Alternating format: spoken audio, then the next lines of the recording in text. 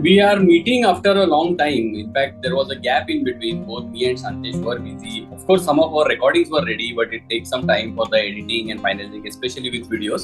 So there was the gap, and in future also you will realize that, because as these recordings get done and then released, there might be a gap at some time. But that said, let us look at the topic of the day today. We are going to discuss on a topic which we can call it as approaches towards content consumption and learning. So when it comes to different forms of content consumption in today's world, especially when there are multiple levels in which, or multiple means through which we can consume content, there is always what we call as fear of missing out, or FOMO, where we want to make sure that we are listening to all the podcasts, watch all the videos, read all the books, and go through all the tweets and things like that. And because of that, what is happening is, of course, we are getting the breadth, maybe a mile breadth, but when it goes to the depth of the topic, we are not going deeper into that. And that's what we are going to see today. And when I said the two approaches, one approach is this brute force kind of approach where we keep on hopping and consuming content continuously, and the other is what we can also look it at as per unit content of learning. So every given content of learning, we go more deeper into that. So that's the topic which we want to discuss. It's a very interesting topic. When you floated the idea, what first came to my mind, Prasanna, is that this is a sort of an epidemic which we are noticing everywhere, that we are consuming content mindlessly, and we are trying to consume everything. One of the aspects could be fear of missing out, but the other aspect to this, I feel, is that it is a distraction from the present reality. We want to kind of escape that, evade that, and therefore we try to sort of consume different content, different informations, particularly when you're hopping videos on YouTube, or hopping on Twitter, different tweet feeds, or reading different blogs, or just scrolling through Instagram reels. Whatever it is, the fundamental essence of that is to really also try and get away from the kind of close reality that we are in. Your video is shaking, but I think that's because you're setting the camera, and that's a little disturbing.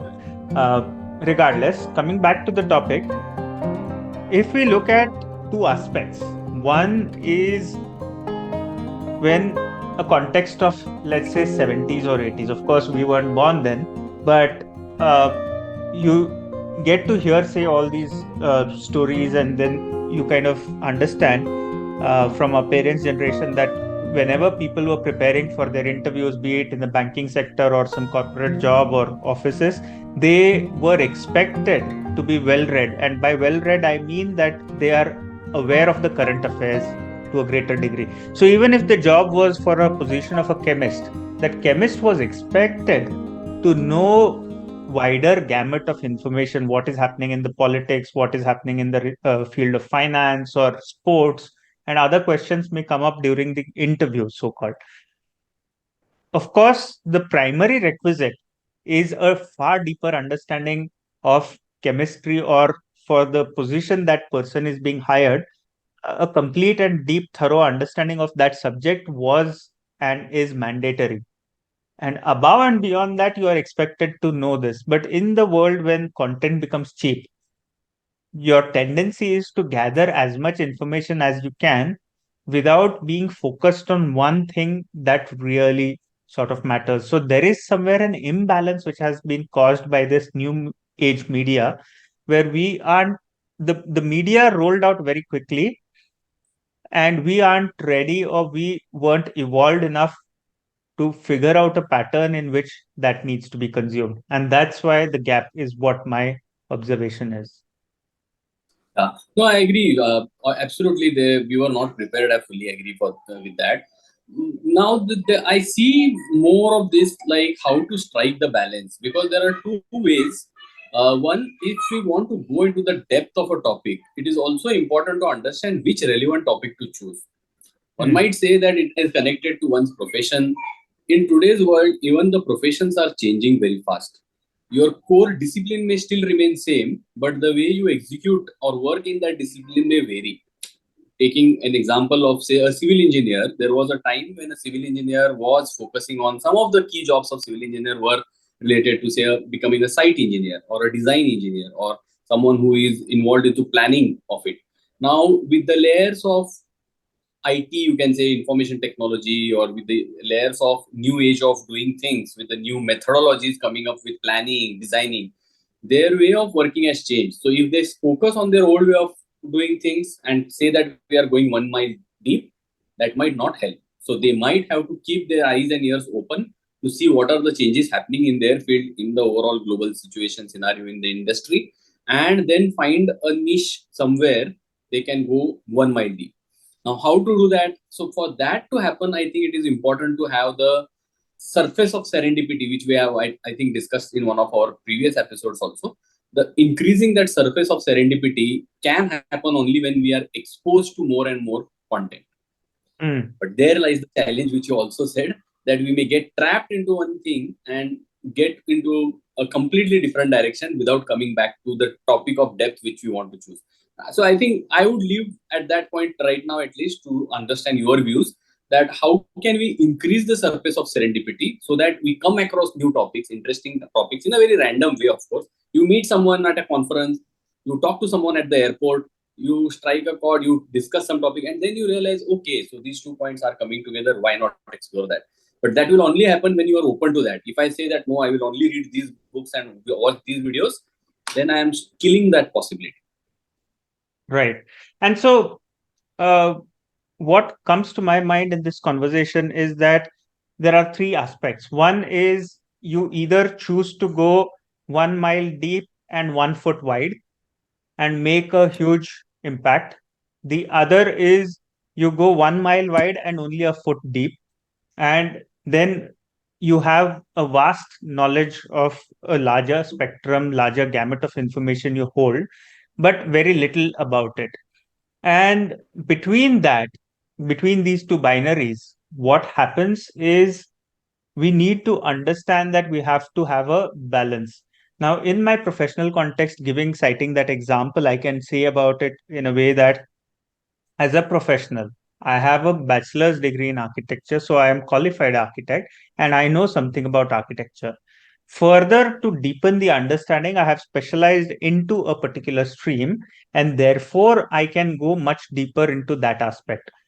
And uh, coming back one step from architect, I am an artist and a designer in a way, and so I understand the realm of art and design slightly better probably than others, and I have a wider understanding of it. But I do not have the depth that is required to pursue that. Coming further ahead, maybe I understand what how products are designed, what sensitivity is required while designing a pen or an automobile, and I can understand it from a designer's perspective or a user's perspective, and I'm observant and sensitive towards that. But I cannot comprehend even to the depth of my comprehension of art or design in general, or the history of art and design in general. And therefore, it's one end of the spectrum is sort of a mile wide and a foot deep. The other end of the spectrum is, let's say, a mile deep and a foot wide. But in between, there is a sort of a conical arrangement that is there where you start having this sort of balance between these two, and there's a sort of connection which is happening. Now, why this connection is important is because when, let's say, I and you come from different backgrounds, like a Venn diagram, the wider gamut allows us to find the commonalities. But we may have multiple pile deep informations.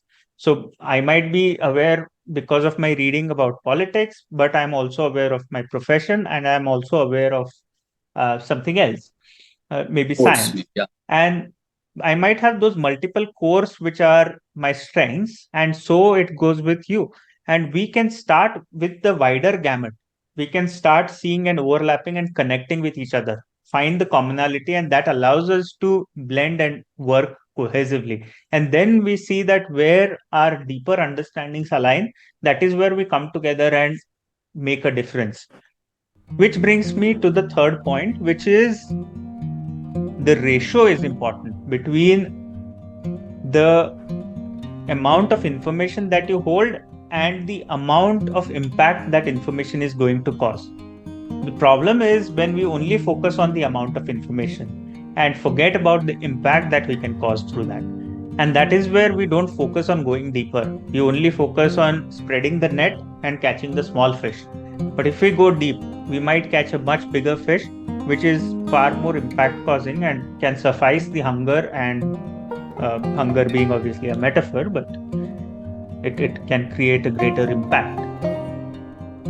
Yeah, no, I think that makes a lot of sense. So I can imagine when you said that conical shape, it's like a funnel which we can create, which of course it starts with a wider input of topics, but then it goes on distilling slowly as and when we require. And of course, in case of a normal funnel, when we imagine it goes only by gravity, but here we are trying to bring the analytics, the thought process of what we want to choose, pick and choose and go more deep, and to eliminate or eradicate the things which we don't want to go into that depth. That doesn't mean that those things are bad, but that only means that those things are not something which are relevant to us at this point in time. So we may either park them somewhere to be referred later, or we may just get rid of those. So I think that can be a fantastic metaphor, kind of a funnel to be created from our content consumption, learning, and using it for deeper understanding of particular topics which are of interest and relevance to us. Yeah, and to the core of a tornado is the highest impact, where even a house roof can fly off. But on the periphery of the tornado, it's only windy. So it's that which we have to really realize. And the purpose of this, I think, when you brought this topic, is to become aware of what content we are consuming. Is it the content which is going to only cause a wind or a tornado? And what we have to choose between the content while we are consuming. It doesn't mean that you stop consuming what that is causing only wind and only cause the content that can create a tornado effect. But you really have to choose mindfully. You should be aware when you are picking that content, what is the purpose of that, and then go wisely with it. Rather than the content driving you, you drive the content. And I think that is far more important as a sort of a distinction, as a sort of a learning going forward with this new age content, that we should be able to drive the content rather than the other way around. Perfect. So I think, this sums up very well, Shantesh. These were the thoughts even I had. Is there anything which you want to add? Otherwise, we can complete. I think we can complete and leave our audience to ponder upon that. And if they wish, they can share their thoughts, which we will try and bring up in upcoming episodes. At that note, we can complete our today's conversation. Thank you so much for listening.